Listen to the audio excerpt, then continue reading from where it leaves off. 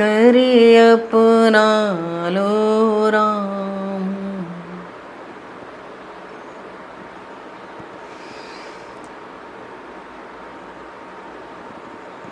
कृपा करे अपना लो राम।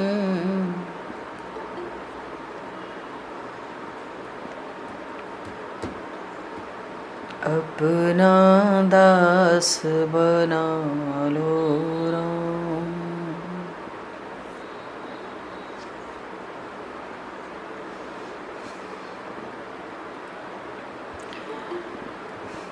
रे मन बन जा राम गुलाम।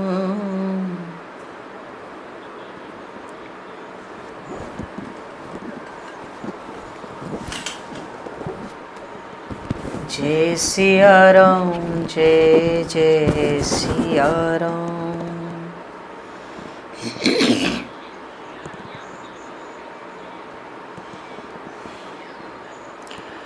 अशरण शरण दया के धाम।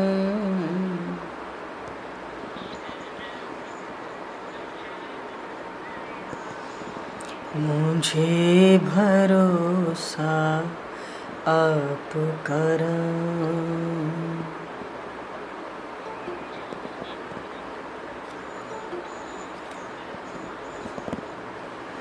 मुझे भरोसा आप करम।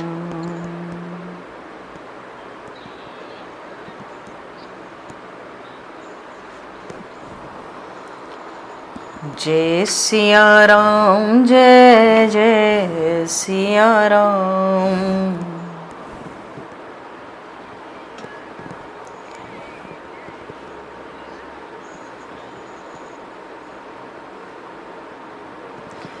जय सिया राम, जय जय सिया राम।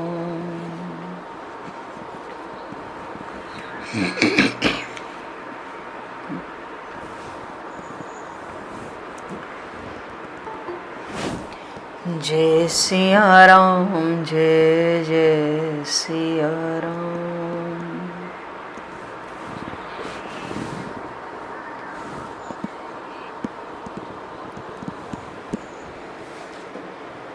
जय सिया राम, जय जय सिया राम।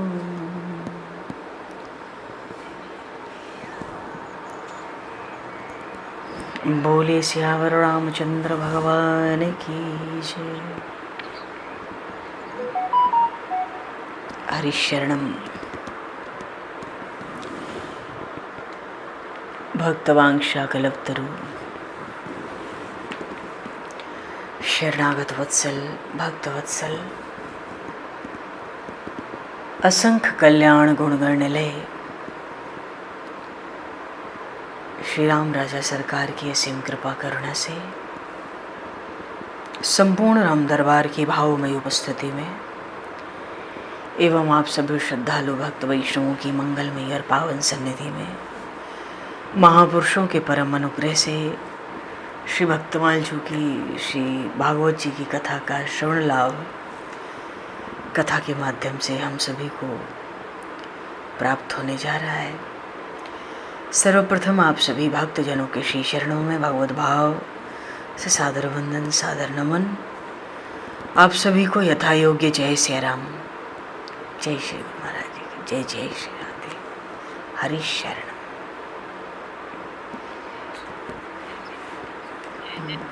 जय जय जय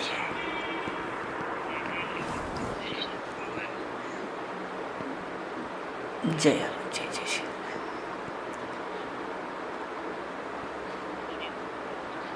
जय जय जय।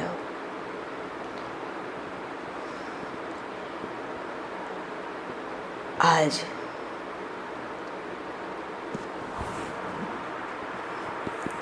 महान संत, महान भक्त, अनन्य भागवत रसिक प्रेमी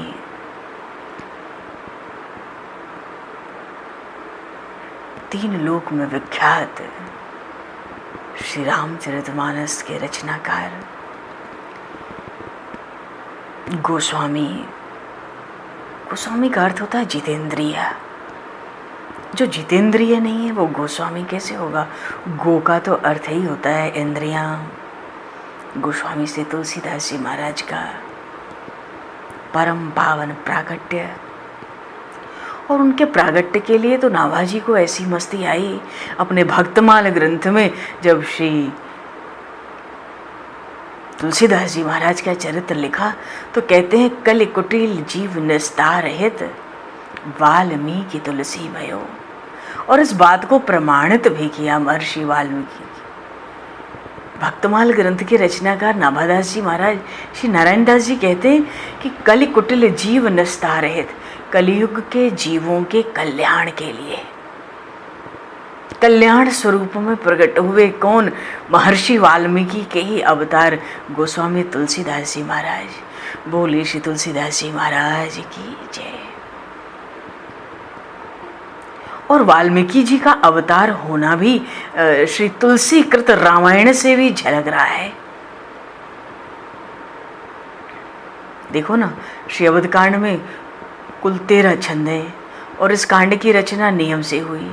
8 चौपाई पर दोहा, 24 दोहों पर एक छंद और एक सोरठा रखा गया। इसमें 12 छंदों में तुलसी शब्द का भोग लगा। परंतु इसी छंद में एक जगह कहा, श्रुति से तो पालक राम तुम जगदीश माया जानकी, जो कि वाल्मीकि जी का ही कहा हुआ है। इसलिए इसमें तुलसी तुलसी कह के भोग नहीं रखा गया।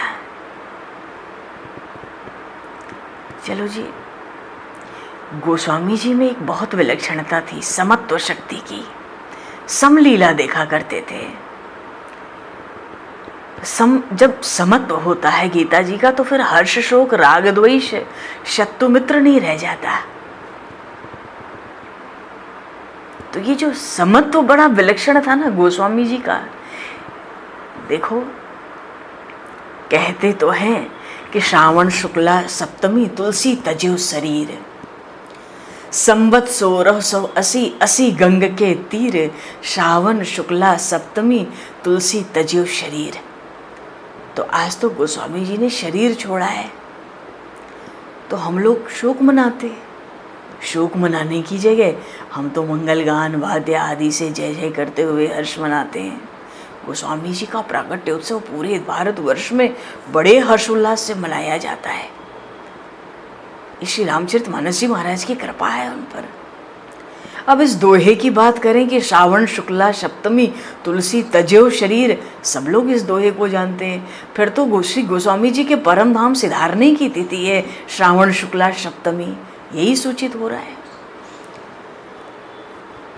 ये तो परधाम यात्रा की तिथि है, तिरोभाव की तिथि है। और जन्म तिथि के प्रसंग में तो स्पष्ट प्रमाण मिलता है। 1554 विषय कालिंदी के तीर, चित्रकूट में राजापुर ग्राम में 1554 विषय कालिंदी के तीर, श्रावण शुक्ला सप्तमी तुलसी धरेउ शरीर। संवत 1554 में श्रावण मास की शुक्ल पक्ष की सप्तमी तिथि को यमुना जी के तट पर परम पूज्य श्री गोस्वामी तुलसीदास जी महाराज का जन्म हुआ, प्रागट्य हुआ। अतः ये जो श्रावण शुक्ल सप्तमी है यही आपकी जन्म तिथि भी है और यही आपकी श्रावण शुक्ला सप्तमी तुलसी तज्यो शरीर परम धाम सिधारने की भी तिथि है। तो ऐसा कैसे हुआ? कुछ एक महापुरुषों के जीवन में ये प्रमाण मिला है। विषय को प्रसंग को बढ़ा नहीं सकते, हमें तो भागवत की लीला में चलना है। पर गोस्वामी जी को नमन किए बिना श्री तुलसीदास जी के चरण कमल बंद हूं बारंबार, बंद हूं बारंबार। महान पुरुषों के जीवन में यदा कदा ये बात देखने को मिलती है कि उनकी जन्म तिथि और तिरोभाव की तिथि भी एक ही होती है प्रायः। स्वामी रामतीर्थ के भी जन्मदिन और तिरुभाव एक ही प्रसिद्ध है। महात्मा बुद्ध, भगवान बुद्ध के भी विषय में यही बात प्रसिद्ध है। और वैसे भी गोस्वामी पाद तो श्री तुलसीदास जी महाराज समत्व शक्ति समलीला ही दिखाई उन्होंने। तो राग देश उन्होंने तो समत्व योग था गीता का। तो इतनी समता की जन्म मरण की तिथि भी एक हुई। पूर्णतः मानो प्रमाणित रूप से द्वंद्वातीत दशा को सिद्ध कर गए। 126 वर्ष की अवस्था। पर महापुरुषों के लिए यह कोई आश्चर्यजनक बात नहीं होती है।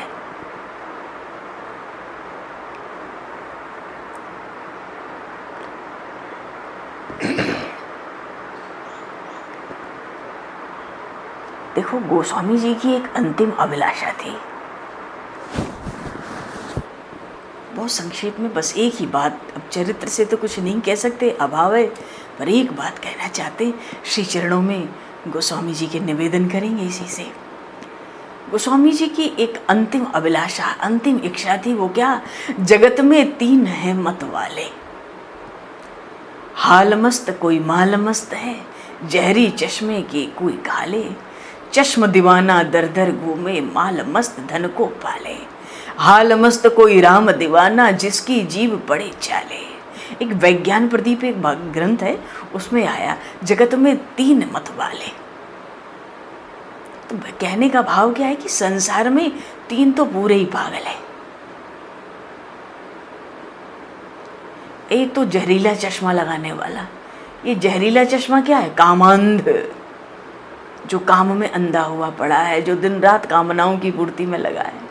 और दूसरा तो ये तो हालमस्त है, जिसका हाल ही पस्त है। और जो माल मस्त है वो लोभ का अंधा है, वो माल में मस्त है। और जो कामनाओं में, काम में है, वो तो हाल से ही मस्त है, पस्त है। मस्त क्या है? वो तो पस्त है। हाल मस्त कोई माल मस्त है, जहरी चश्मे कोई काले। तो एक तो कामांध है, पागल है। कामी तो दिन में 17 बार मरने को तैयार है। उसकी कामना पूरी ना हो तो 17 बार मरने को तैयार हो जाएगा। हर बात पे मरेगा, उसका काम बनना चाहिए, मरने को तैयार है। और दूसरा माल में मस्त है, लोभ कांति नहीं, लोभ की कोई सीमा नहीं है। काम क्रोध की सीमा है पर लोभ की सीमा ही नहीं है। और तीसरा है भगवत प्रेम में प्रेमांध। प्रेमांध का अर्थ होता है जिसकी जीभ पर राम राम रटते रटते छाले पड़ गए हों। श्रीमद् गोस्वामी जी महाराज तो राम नाम के दीवाने हैं, भगवत प्रेमांध बनने पे तुले ही हैं, अभी भी तुले हैं। सबको भगवत प्रेमांध बना देना चाहते हैं। देखो, पुलक गात ही सिय रघुवीरु, जीह नाम जप लोचन नीरू। ये तो भरतलाल जी की दशा है, जिनके सामने निरंतर प्रभु श्री राम विराजमान है, माँ जानकी विराजमान है, फिर भी पुलक गात, जहाँ दर्शन करते हैं भगवान से सीताराम का, पुलक गात ही सिय रघुवीरु। शरीर में रोमांच, पुलकावली, वाणी अवरुद्ध है,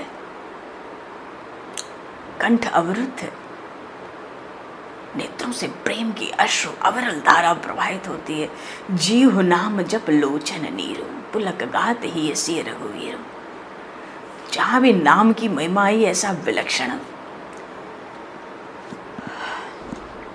गोस्वामी जी ने जब अपनी अंतिम मांग मानव समाज के आगे रखी, यही कहा कि निरंतर भगवान का ध्यान करते हुए श्रद्धा पूर्वक भगवान के नाम का जप।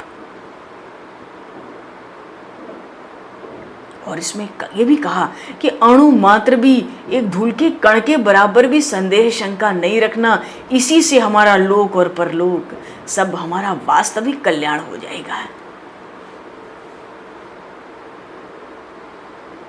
विनय पत्रिका में एक जगह कहा, शंकर साखी जो राखी कहो कछु, तो जरी जी गरो। जो कहता हूँ भगवान शिव साक्षी हैं, अगर मेरी बात गलत है तो मेरी जीव गर जाए। अपनो भलो राम नाम ही ते, तुलसी ही समझ पर्यो। गोस्वामी जी कहते हैं मेरा भला तो राम नाम से ही होगा और कोई साधन से नहीं होगा। जो मिला इसी से मिला। ये शंकर जी की शपथ करके कहता हूं, अगर गलत बात कहता हूं तो मेरी जीभ कट के अभी गिर जाए। अपनो भलो राम नाम ही थे। गीतावली में आया, कसम खाई तुलसी बनी। शपथ खा खा के, सौगंध खा खा के, कसम खा खा के कहते हैं। और रामचरितमानस में कहा, यह कलिकाल मलायतन मन कर देख विचार। श्री रघुनाथ राम, श्री रघुनाथ नाम तजी नाहिन आन आधार। कवितावली में कहते हैं, तुलसी जो सदा सुख चाहिए तो रसना निस बासर नाम रटो। कवितावली में आया, तुलसी जो सदा सुख चाहिए तो रसना निस बासर राम नाम रटो। भैरव रामायण कहता है, कली नहीं ज्ञान विराग न जोग समाधि। कलयुग में कुछ नहीं है, राम नाम जप तुलसी नित निरुपाधि। भैरव रामायण में लिखा। ये जो गोस्वामी जी का एक ग्रंथ है वैराग्य संदीपनी, देखो कितना भाग रहे हैं हम लोग, बस एक नाम लेते चल रहे हैं। गोस्वामी जी के ग्रंथों का नाम लेना तो बड़ा जरूरी है, स्मरण करना। तो वैराग्य संदीपनी में कहते हैं, सपने हूँ बराई के जा मुख निकसत राम, ताके पग की पगतरी मेरे तन को चाम। होते जिसके मुंह से सपने में भी राम निकले, बस मैं अपनी चमड़ी उतरवा के उसके लिए जूते बनवाऊंगा, उसके पैर में जूते अपनी चमड़ी के पहनाऊंगा। ताके पग की पगतरी, उसके पैरों की जूती मेरा चमड़ा होगा, मेरे शरीर का चाम। तुलसी धोखे हो जिनके मुख निकसत राम, ताके पग की पगतरी मेरे तन को चाम। राम ये अंतिम इच्छा हर जगह सार सार रखा, चाहे वो श्री विनय पत्रिका जी हो, गीतावली जी हो, रामचरितमानस जी महाराज हो, या कवितावली ग्रंथ है, भैरव रामायण लिखा है उन्होंने, वैराग्य संदीपनी लिखा है, दोहावली। दोहावली में एक जगह कहा, राम नाम पर, दोहावली में एक जगह कहते हैं, राम नाम अवलंब बिनु परमार्थ की आस। अरे तू परमार्थ परमात्मा की प्राप्ति की कामना राम नाम के सहारे के बिना करता है। राम नाम अवलंब बिनु परमार्थ की आस, बरसत बारिद बूंद गही चाहत चढ़ना आकाश। बरसात की बूंद हो रही है आकाश से तो सोचता है कि बरसात की इन बूंदों की जो धार आ रही है आकाश से, इसी को पकड़ के आकाश पे चढ़ जाओ। अरे बरसात की धार पकड़ के कोई आकाश में चढ़ सकता है? रस्सी की तरह। ये तो वही बात है कि भगवान राम नाम के सहारे के बिना तो परमात्मा की आशा करता है, भगवान नाम के आश्रय के बिना। देखो जी, गोस्वामी जी इन जोरदार युक्तियों से उन भक्तों को ये कर्तव्य बता रहे हैं, कलयुग के भक्तों को, कि बिना सब तर्क वितर्क छोड़ भाई। ये तर्क वितर्क नहीं है, ये कलयुग के कुतर्क हैं। ये सब छोड़, एकाग्र चित्त से भगवान नाम और भगवान के रूप का ध्यान कर, तो साक्षात भगवत स्वरूप हो जाएगा। इसलिए गोस्वामी जी तो महाराज डंके की चोट पर कहते हैं, डंके की चोट पर, नाना पथ निर्बाण के, मोक्ष पाने के, मुक्ति पाने के बहुत से पंथ हैं। वेदों में, उपनिषदों में, श्रुतियों में, स्मृतियों में, शास्त्रों में, पुराणों में, महापुरुषों की वाणियों में, अरे अन्यान्य। तो नाना पथ निर्माण के साधन अनेक बहुभांति। इतने तो पथ हैं तो साधन कितने होंगे? पर गोस्वामी जी कहते हैं, भैया चक्कर में मत पड़ो, तुलसी तू मेरे कहे रटु राम नाम दिन रात। सब चक्कर छोड़। तो दिन रात राम रटने के सुख का क्या सुख है, क्या हिसाब है? कहते ताकर सुख सोई जाने ही चिदानंद संदो। अरे तो सच्चिदानंद घन ब्रह्म हो जाएगा, तो खुद जान जाएगा इस राम नाम को रटने का सुख क्या है।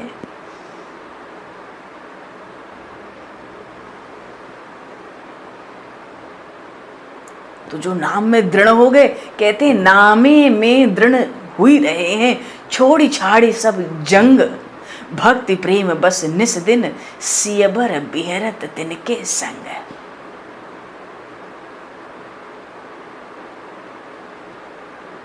देखो, जिन बड़भागियों ने नित्य प्रति ध्यान पूर्वक 50,000 नाम जपने का भी नियम कर लिया, उनके चित्त से पूछा जाए तो वो भी अपना आंतरिक आनंद दिन दूना रात चौगुना बढ़ता हुआ बताएंगे। इस विषय में ज्यादा कहने की जरूरत ही नहीं है।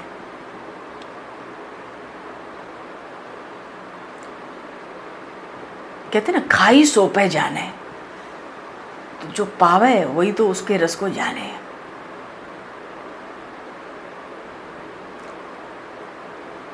और मानसकार तो कहते हैं भैया नियम पूर्वक ब्रह्म मुहूर्त से मध्याह्न पर्यंत एकांत में बैठ के ध्यान पूर्वक 1,00,000 राम नाम का रट आरंभ कर दो, 8 घंटे में पूरा हो जाएगा 1,00,000 राम नाम का जप।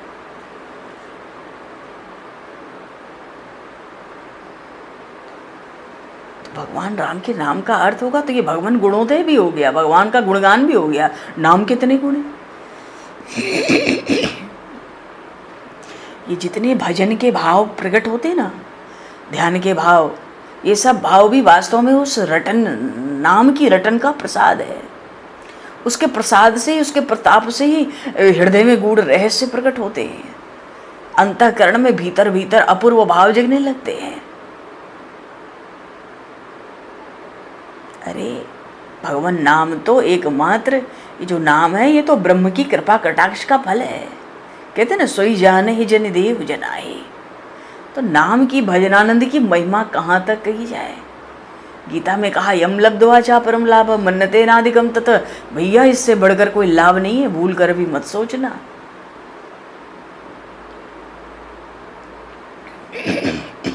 तो गोस्वामी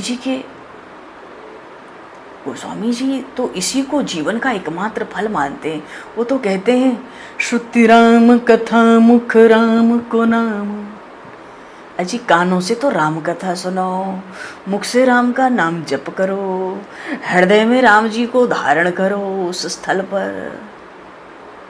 इतना ही जीवन का फल है। श्रुति राम कथा मुख राम को नाम, ही पुण्य राम ही को थलु है, ही पुण्य राम ही को थलु है। सबकी न कहे तुलसी के मते, सबकी न कहे तुलसी के मते। इतनो जग जीवन को फल है, इतनो जग जीवन को फल है। जग में जीवन लेने का यही लाभ है क्या। श्रुति राम कथा मुख नाम को राम, ही पुण्य राम ही को थल है। श्रुति राम कथा मुख राम को राम, ही पुण्य राम ही को थलु है। सबकी न कहे तुलसी के मते, इतनो जग जीवन को फल है, इतनो जग जीवन को फल।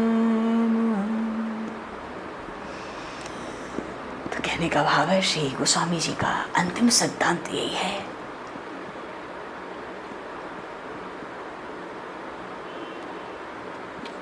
इसी जीवन का नहीं बल्कि जन्म जन्म नाम रटन ही जीवन का आधार हो जाए। नाम भरोस नाम बल नाम स्नेहु, जन्म जन्म रघुनंदन तुलसी ही देहु। गोस्वामी जी ने कहा बस यही तो, और कुछ नहीं चाहिए। चलो जी, इन्हीं 2 एक शब्दों के साथ श्रीमद् गोस्वामी तुलसीदास जी महाराज के श्री चरणों में कोटि कोटि नमन करते हुए, आज रामचरितमानस नहीं होता तो कलयुग में क्या होता। सब सिद्धांत रामचरितमानस दोहे चौपाई नहीं है, ये तो वेद की सामवेद की ऋचाएं हैं। भगवान शिव का प्रताप है, आशीर्वाद है। बोलिए श्री गोस्वामी जी महाराज की जय। श्री चरणों में कोटि कोटि नमन करते हुए प्रसंग को आगे लेते हुए बोलिए श्रीमद् भागवत महापुराण की जय। हरि शरणम।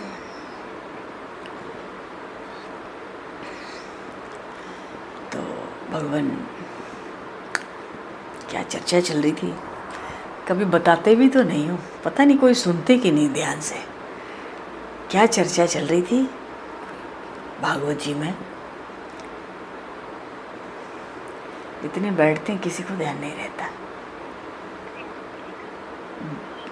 अरे नाम भी लिया तो धुंधली का, कम से कम आत्मदेव तो कहते। चलो जी बोलिए श्रीमद् भागवत महापुराण की जय। ये जो धुंधली है ये तो कुतर्क बुद्धि है। और आत्मदेव तो आत्म स्वरूप है और ये परमात्मा की प्राप्ति करना चाहता है, इसलिए इसका नाम, इस ब्राह्मण का नाम आत्मदेव हुआ है। धुंधली तो कुतर्क करती विषयों में जाती है, संसार में ले जाती है, पुत्र की कामना से सन्यासी मिले, सन्यासी ने बहुत उपदेश दिया, पर देखो ना सत्संग के बिना विवेक का फल भी कहाँ मिलता है। और जब तक परमात्मा का दर्शन न हो हमारा जीवन सफल होगा नहीं। और दर्शन क्या है? मंदिर में तो भगवान का दर्शन जी साधारण दर्शन है, पर प्रत्येक मनुष्य के शरीर में भगवान का दर्शन असाधारण दर्शन है।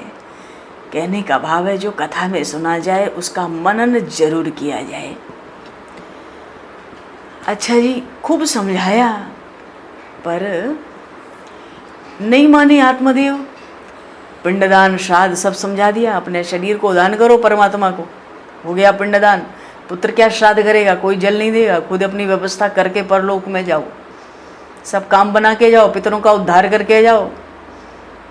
चलो भाई, तो स्त्री को तो फल दे दिया तो उसने खाया नहीं। देखो हमें तो सार सार चर्चा करनी है, भागवत के महात्म्य में ये प्रसंग आया है। धुंधली ने नहीं खाया, पति से कह दिया बाद में खाऊंगी। पति सीधे साधे बोले वाले ब्राह्मण। सोचती है भाई इसको खा के गर्भ रह जाएगा तो घर के काम धाम कौन संभालेगा, इतना कष्ट इतनी पीड़ा कौन उठावे, कहीं कोई प्रसव के समय आफत आ गई तो मरवर जाना पड़ेगा। तो न खाओ, न खाओ तो क्या करो। उसकी एक बहन थी, उसको गर्व था, उससे बातचीत करके तेरे पति को पैसे दिला दूंगी, तुझे धन दे दूंगी। कहती ठीक है, अपना बच्चा तुमको दे दूंगी। तो बोली ये जो फल है इसका क्या करूं? कहती गाय को खिला दे। गाय को खिला दिया धुंधली ने फल। अच्छा, आत्मदेव के घर में ऐसी तकलीफ थी, गाय भी कभी बच्चा नहीं देती। कोई भी पशु रख लेता उसको बच्चा ही नहीं होता। ऐसा नहीं कि उसी को बच्चे नहीं थे, उसी की पत्नी को गर्भ नहीं, कोई भी पशु रख लेते ना आत्मदेव, कहीं संतान ही नहीं थी। तो हिसाब किताब बना लिया उसने, अंदर अंदर झूठ मूठ के तमाशे नाटक शुरू कर लिए। तो भाई अब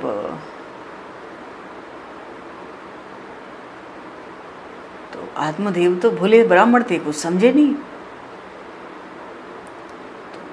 तमाशे करती रही जो भी।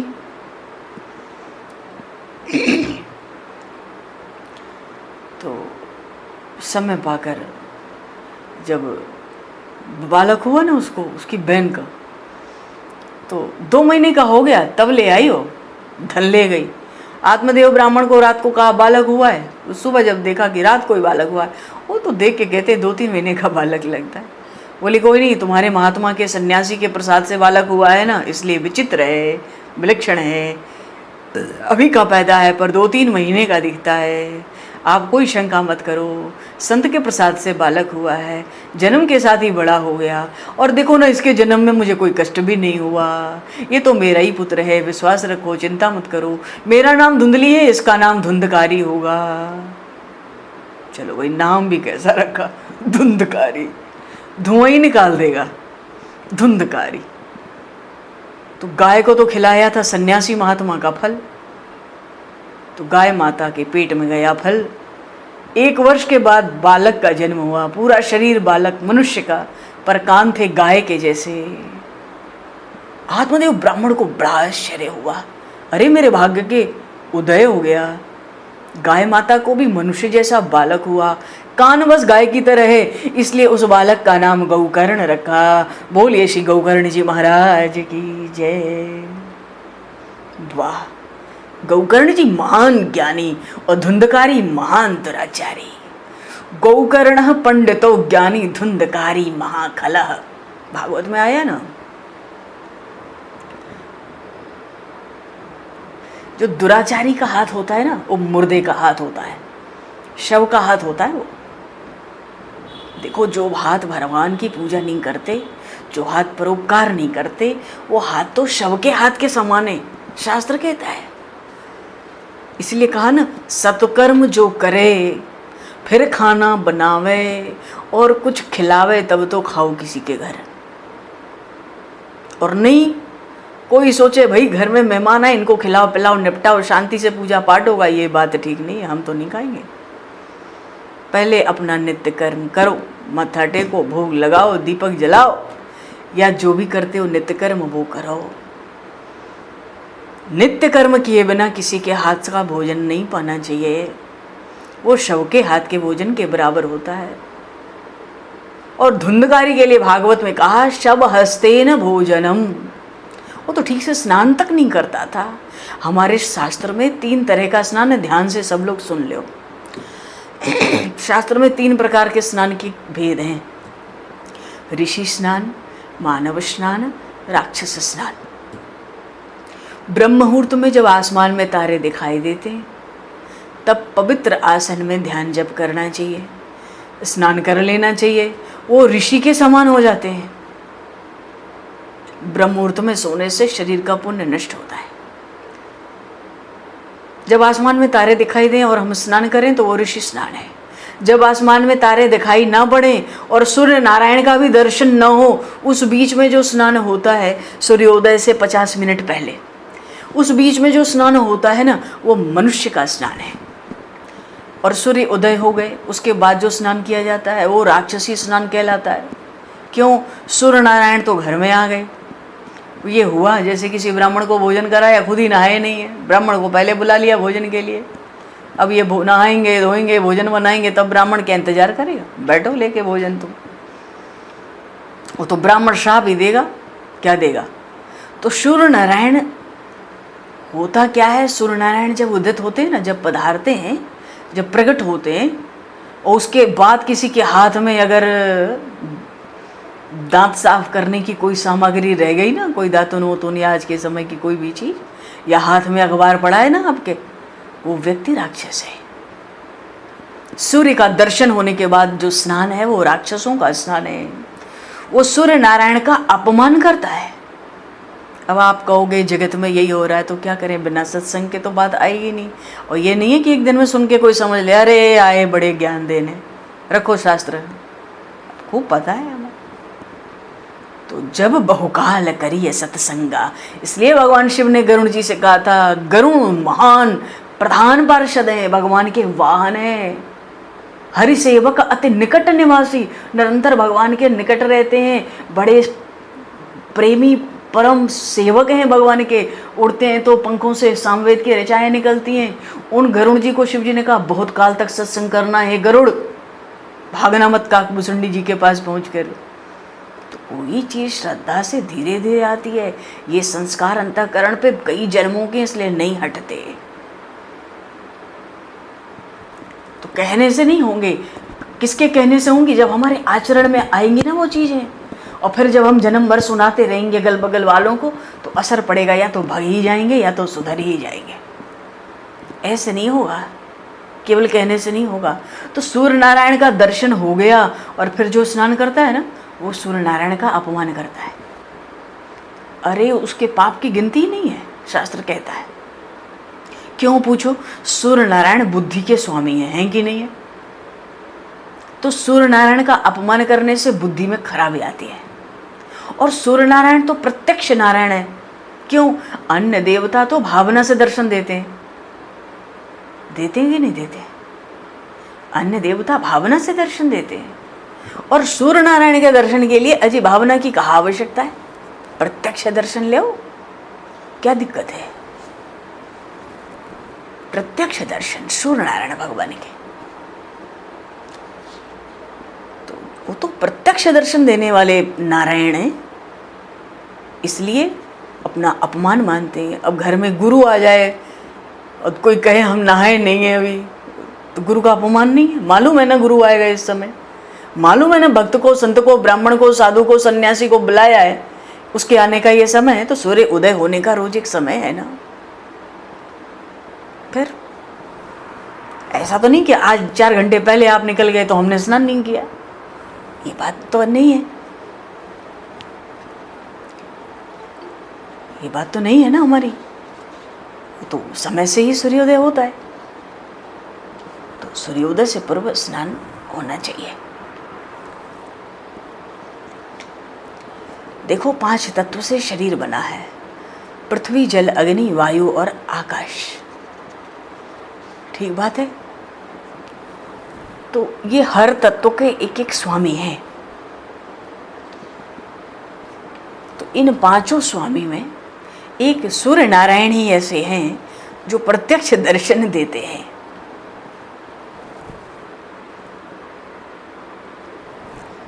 और कोई ऐसा नहीं है 5 तत्वों में जो प्रत्यक्ष दर्शन देता हो।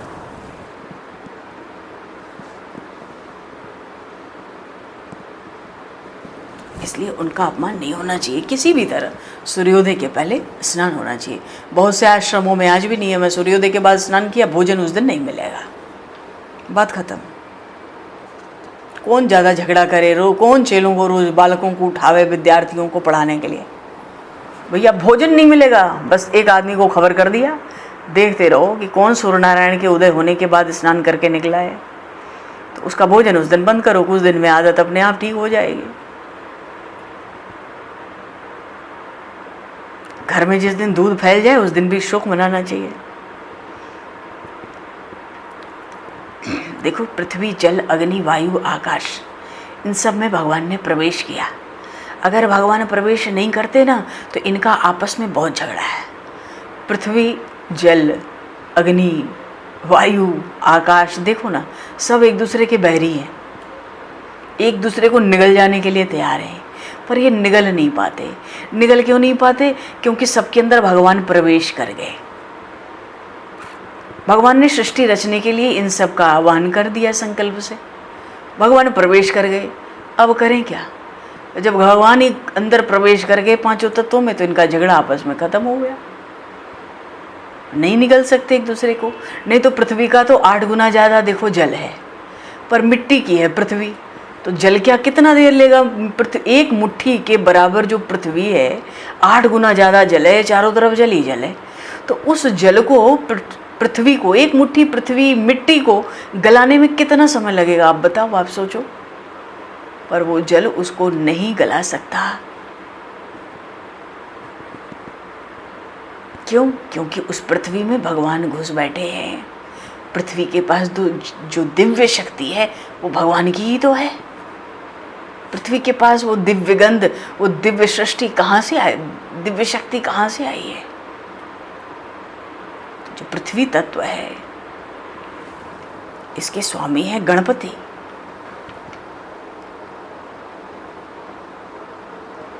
चलो जी, प्रसंग को बढ़ाएंगे नहीं, आगे चल रहे हैं। क्या चर्चा हो रही थी? तो स्नान। तो ये स्नान 3 तरह के होते हैं। ये धुंधकारी तो बड़ा दुराचार करता था, इसकी तो सब इंद्रियां फंसी थीं। नालायक पुत्र था, माता पिता को रुलाता था, सारी घर की संपत्ति बर्बाद कर दी इसने, पैसे के लिए माता पिता को भी मारने लगा। आत्मदेव जी बड़े दुखी हुए।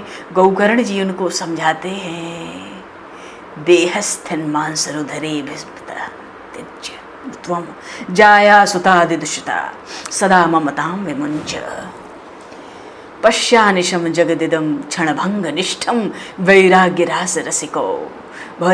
राग रसिको भव भक्ति निष्ठम धर्मम भजस्य सततम त्यज लोक धर्मान। धर्मम भजस्व सततम त्यज लोक धर्मान सेवस्व साधु पुरुषांजे काम तृष्णाम अन्यस्य दोष गुणार चिंतन माशु मुक्त्वा सेवा कथा रसमहो नितराम पिबत्वम। ये तो श्लोक इतने प्यारे लगते हैं, इतने प्यारे हैं। ये कैसा अद्भुत विलक्षण उपदेश गौकर्ण जी महाराज ने अपने पिता को दिया। पुत्र ही गुरु हुआ, जो ज्ञान वृद्ध है वो गुरु है। शास्त्र कहता है जो आयु से बड़ा है वो बड़ा नहीं है, जो ज्ञान में बड़ा है वो बड़ा है, ज्ञान वृद्ध है। घर में वृद्ध हो, उसमें धर्म न हो, ज्ञान न हो, तो काहे बात का वृद्ध है? गौकर्ण जी महाराज अपने पिता आत्मदेव से कहते हैं, देहस्थित मांस रुदरे विमतम त्यजत्वम। ये शरीर क्या है? ये तो माता पिता के मल से बना हुआ है, इसको त्याग दो।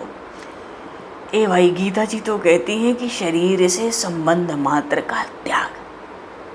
अब इस बात को समझने में भी 2-3-4 महीने लग जाएंगे। लग जाते। शरीर से संबंध मात्र का त्याग। भगवान शिव अपने शरीर पर भस्म लगा लिए, मानो बताते तुम्हारा शरीर एक दिन भस्म ही तो होगा। देखो मैं लगा के बैठा हूँ, समझ जाओ तुम्हारा शरीर ऐसे ही भस्म होगा, राख होगा। और भगवान दत्तात्रेय तो कहते थे भैया शरीर को गुरु समझो, शिक्षा दे रहा है, मरने के बाद सियार कुत्ते खा जाएंगे घसीट के, जल्दी परोपकार और नाम में लग जाओ, भगवान ने कहे। तो ऐसे शरीर से क्या गौकर्ण जी कहते हैं, हे पिताजी क्या ममता बढ़ानी है। जाया सुता दिशु सदा ममता विमुंच। क्या मैं, मेरा घर परिवार, स्त्री पुत्र, जाया सुता दिशु सदा ममता विमुंच।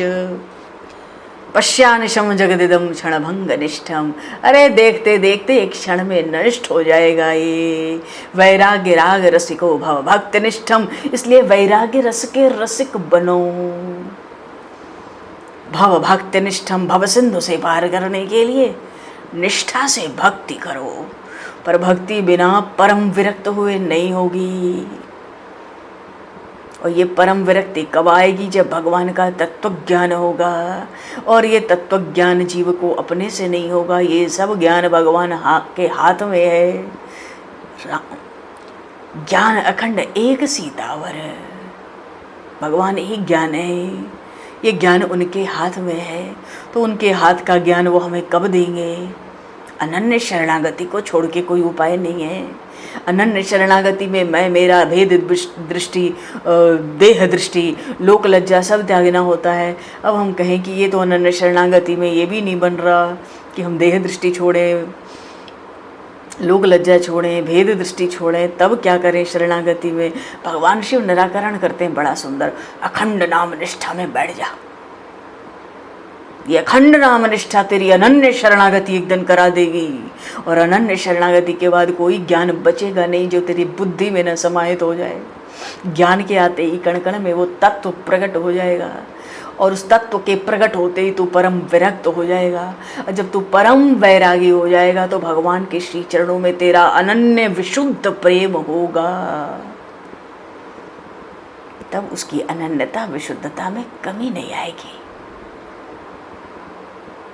इसलिए गौकर्ण जी महाराज कहते हैं, हे पिताजी धर्मस्य धर्मम भजस्व सततम त्यज लोक धर्मान।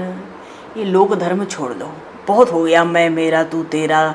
घर में राशन पानी, ईंधन, अन्न जल, भोजन छाजन, अतिथि स्वागत, शरीर की सेवा, परिवार वालों की सेवा, ये लोक धर्मान है। लोक धर्म तो यही है ना संसार में। और क्या करते हैं?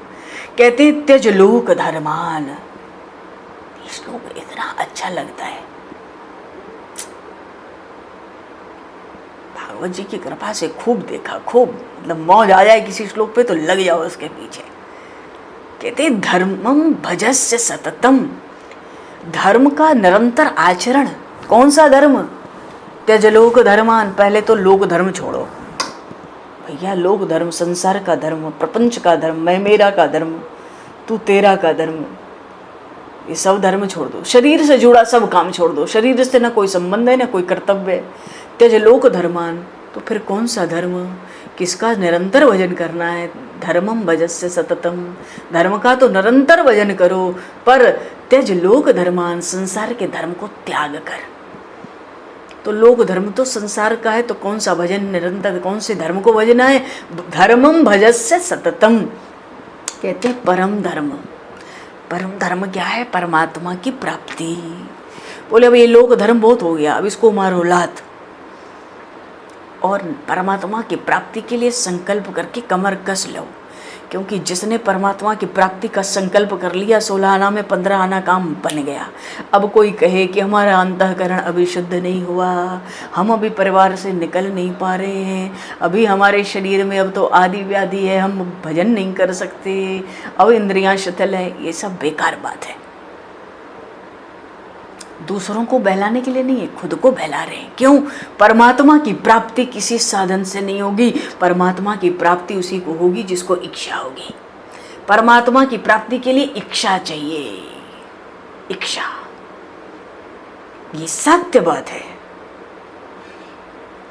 राजा खड़गवान को 2 घड़ी में मिल गए, 48 मिनट, उतना तो भगवान दे ही देंगे हमें जीवन में।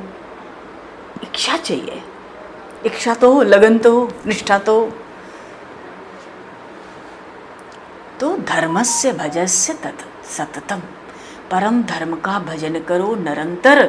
लेकिन निरंतर ये साथ में ये मत लिए रहना लोक धर्म, अभी भी त्यज लोक धर्मान।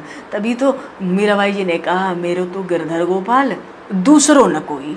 ये जो दूसरों न कोई है ना, यही है त्यज लोक धर्मान। दूसरा मेरा कोई नहीं है ना, तो बस आप हो। और वो भी लगा रहे, वो भी लगा रहे, ना ये मिलेगा ना वो मिलेगा, 2 नाव पे चलना, समझ लो क्या है। तो अब अचानक लोग धर्म छोड़ के कैसे भजें, कैसे निरंतर भगवान का भजन करें, तो उसके लिए उपाय बताया गौकर्ण जी ने। सेवस्व साधु पुरुषांजहि काम तृष्णाम। साधु पुरुषों की सेवा करो, उनके चरणों की वंदना करो, उनका संग करो, क्योंकि संतों की चरण रज जहाँ पड़ती है वहाँ वासना का बीज सहज जल जाता है। तो पहले तो संतों को पकड़ो, भक्तों को पकड़ो, पकड़ लो उनको, जिनको संसार से ज़्यादा मतलब नहीं, कोई लेना देना नहीं, अपने से कोई इच्छा नहीं, चलने को तो संसार में ही रहना, आकाश में तो उड़ेंगे नहीं। तो सेवस्व साधु पुरुषांजहि काम तृष्णा, इस कामनाओं की तृष्णाओं को छोड़ने के लिए साधु पुरुषों का सेवन करो, सत्संग का सेवन करो। फिर अन्यस्य, उस संग में जाके एक चीज़ ध्यान रखना पिताजी, क्या? अन्यस्य दोष गुण चिंतन माशु मुक्त्वा। अब वहां जाके संसार छोड़ के दूसरों का गुण दोष का चिंतन अब मत करना, यहाँ की बात कोई याद मत करना। हाँ, फिर सेवा कथा रसमहो नितराम पिबत्वम, तुम तो निरंतर भगवान की कथा रूपी अमृत का रस पान करो। अब जाओ, चले जाओ, अभी क्यों, बहुत तो चली गई, अब थोड़ी रही है। अभी भी अगर आपकी घर छोड़ने की इच्छा नहीं होगी तो मृत्यु तो काल सिर पर सवार है, काल धक्के लगा कर मारेगा, तब हाय हाय करके सब छोड़कर जाना पड़ेगा। ये सब समझकर अभी घर छोड़ दीजिए, इसमें क्या बुरा है? आखिर तो पिताजी एक दिन सब छोड़ना है। आत्मदेव नदी के तट पर गए, वहां दिन भर भक्ति कर रहे हैं, प्रेम पूर्वक क्या करते, एक ही साधन पकड़ा, श्रीमद् भागवत का 10वां स्कंद, भगवान श्री कृष्ण के लीला चरित्र। देखो, लीला चिंतन से बहुत लाभ होता है। हाँ, 10वां स्कंद का पाठ करते। हाँ, अगर केवल 10वां स्कंद का पाठ करना हो, रोज एक ही आसन पर बैठ के बिना उठे, बिना हिले डुले, शांति से पाठ करना, 11 घंटे में 10वां स्कंद समाप्त हो जाता है, मूल पाठ हो जाता है। संस्कृत में 11 घंटे लगते हैं 10वां स्कंद करने में भागवत का। तो यही करते, सुबह से शाम तक रोज प्रतिदिन का नियम था 10वां स्कंद का पाठ, और अनुसंधान के साथ माने अर्थ का, भाव का विचार करते हुए, सब जगह परमात्मा का दर्शन करते हुए, शरीर अंग को हिलाए डुलाए बिना खूब बढ़िया पाठ करते। पाठ करो तो समझो सामने प्रभु बैठे, प्रभु सुन रहे हैं, भगवान का दर्शन हो रहा है, भगवान का स्मरण हो रहा है, पाठ भी चल रहा है। ऐसे सुबह से शाम तक पाठ करते, सारा संसार तो सारा दिन के लिए भूल जाते, तन्मय हो जाते, कंदमूल फल खाते। आत्मदेव कई वर्षों तक ऐसे भक्ति किए, धीरे धीरे मन निर्मल हो रहा है, मन अत्यंत निर्मल हो जाता है, तब परमात्मा के दर्शन की तीव्र इच्छा जागृत होती है। मन मलिन होता है तो संसार में लगा रहता है, मन अति निर्मल होता है तो प्रभु के दर्शन की भावना जागती है। मन करता है संसार का बहुत अनुभव हुआ, अब मुझे इस संसार में नहीं रहना। एक दिन क्या हुआ, 10वां स्कंद का पाठ पूर्ण हुआ कि परमात्मा प्रकट हो गए। बोलिए श्री बाल कृष्ण लाल की जय, श्री आत्मदेव जी महाराज की जय। आत्मदेव ने कहा, भगवान का बारंबार दर्शन किया, क्या कहते हैं, मुझे अब आपके चरणों में आना है। परमात्मा को दया आ गई, आत्मदेव को भगवान ने उठाया। अरे जीव को भगवान उठा लेते हैं, हृदय से लगा लेते हैं, आत्मा परमात्मा का मिलन हो जाता है। जो भगवान के आश्रय में जाता है वो भगवान का हो जाता है। ऐसे ही आत्मदेव कृतार्थ हो गए। ये तो आत्मदेव जी का चरित्र है। भागवत की कथा तो अब आगे आने ही वाली है। ये भागवत जी का महात्मा चल रहा है। तो पिता आत्मदेव को तो परमात्मा की प्राप्ति हुई और इधर धुंधकारी हाहाकार मचाता है। देखो, परमात्मा की प्राप्ति मानव जीवन का परम चरम उद्देश्य है। भागवत की कथा मुक्ति शास्त्र है। श्रीमद् भागवतान्न मुक्ति सप्ताहम वाचनम गुरु। ये मुक्ति का शास्त्र है। भागवत से मुक्ति मिलती है।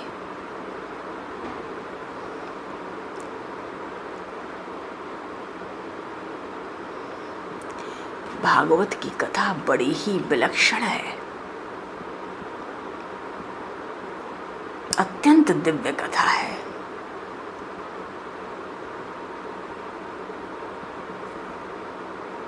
नित्य दसम स्कंद के पाठ का अर्थ ये हुआ संपूर्ण कृष्ण चरित्र का निरंतर पाठ रोज। संपूर्ण कृष्ण चरित्र जन्म से लेके परम धाम यात्रा तक।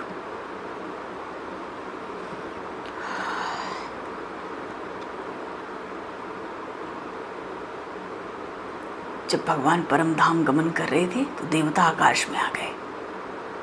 सोचने लगे ये ब्रह्म अपने धाम को गमन कैसे करेगा, जिसने अपनी इच्छा से इस निर्मल मनुष्य तन को स्वीकार किया। इस वेश को, वेश शब्द आया है, वेश को स्वीकार किया, मनुष्य का वेश बनाया है। ये कैसे जाएंगे? ऐसे प्रभु राम का अवतार हुआ तो प्रयाण का समय आया तो देवताओं ने आकाश घेर लिया, पूरा व्योम, विमान ही विमान, विमान ही विमान, पूरा आकाश भर गया विमानों से। फूलों की बरसात हो रही है, पर दृष्टि गड़ी है बड़े बड़े लोकपालों की। भगवान प्रयाण कैसे करेंगे? जरा इस क्रिया को देखें, ये शरीर कैसे छूट के क्या होता है। दुनिया तो बाकी रोज देख ही रहे हैं हम लोग। भगवान सरजू नदी में प्रवेश किए भगवान श्री राम, छाती छाती जलाया है। जैसे जैसे प्रवेश करते जाते भगवान, वैसे वैसे जल छाती के ऊपर चढ़ता जाता, कमर से ऊपर छाती तक आता। और वैसे वैसे देवता बिना पलक गिराए आंख फाड़ के भगवान की ओर देखते। देखें होता क्या है, होता क्या है। ये तो सच्चिदानंद घन परमात्मा है। निर्गुण सगुण इसके तो रूप हैं। ये सच्चिदानंद घन है। ये कैसे जाते हैं? छाती छाती जल बढ़ा, फिर तो ऐसा प्रकाश का विस्फोट हुआ। अरबों खरबों सूर्य से बढ़कर प्रकाश गर्जना के साथ अचानक। अब एक बिजली में तो आंख न खुले, उतने प्रकाश में आंख कहां खुलेगी? जब तक कहां खुली कुछ नहीं। पर भगवान श्री कृष्ण ने जब परम धाम गमन किया तो उनके पहले सब अस्त्र शस्त्र गए, सुदर्शन गए, घोड़े गए। दारुक जो सारथी था, जिसने बाण चलाया था, कितना मार्मिक प्रसंग है। क्या चर्चा करूं, समय भी हो गया देख रहे। हरिश्चरणम। भगवान का अंत में रथ गया, सब कुछ गया, आकाश में प्रवेश करता चला गया। कितना ऊपर गया, ये देवता भी ऊपर देखते ही रहे, ऊपर ही ऊपर देखते जा रहे हैं। पता ही नहीं चल रहा ये सब कहाँ जा रहा है। सब अपने दिव्य स्थान को जा रहे हैं। भगवान का सब कुछ चिन्मय है, सब कुछ दिव्य है। अच्छी एक अंगूठी भी भगवान ने धारण की है तो वो कोई धातु की नहीं है। वो तो भगवान के कोई प्रेमी भक्त हैं, पार्षद हैं सब। कोई कहता आज हम अंगूठी बनेंगे, कोई कहता हम लटकन बनेंगे, कोई कहता आज पैरों की नूपुर में सजेंगे आज हम, कोई कहता है कौस्तुभ मणि की लड़ियों में लटकेंगे, कोई कहता है बाजूबंद पर जा रहे हैं, कोई कहता है कंकड़ में लग रहे हैं, कोई कुंडल में जाके कोई नग बन के लटक जाए। ये धातु के आभूषण नहीं है। ये सब हद भक्ति वाले पार्षद होते हैं। सगुण ब्रह्म की लीलाओं में बड़ा भेद, बड़ा गूढ़ रहस्य होता है। महापुरुषों की कृपा के बिना ये रहस्य आत्मसात नहीं होते। अच्छा जी, चलो बोलिए श्री भक्तवत्सल भगवान की जय। श्रीमद् भागवत महापुराण की जय। सब संतन की जय, सब भक्तन की जय, सद्गुरुदेव भगवान की जय। गोस्वामी तुलसीदास जी महाराज की जय। समय को दृष्टिगत करते हुए आज यहीं पर वाणी को विराम और वाक्य पुष्पांजलि प्रभु के श्री चरणों में, वाक्य पुष्पांजलि प्रभु के श्री चरणों में सादर समर्पित। आप सभी को यथा योग्य जय सियाराम, जय श्री गुमाई की जय, जय श्री राधे, हरि शरणम, जय सियाराम, जय श्री। बोलो जी, बोलो भगवान, बोलो जय सियाराम, जय श्री गुरु महाराज की जय हो, जय हो। जय सियाराम, जय श्री गुरु महाराज, जय श्री गुरु महाराज, जय श्री गुरु महाराज, जय श्री गुरु महाराज की जय। बोलिए श्री परमहंस दयाल की जय। सतगुरु देव भगवान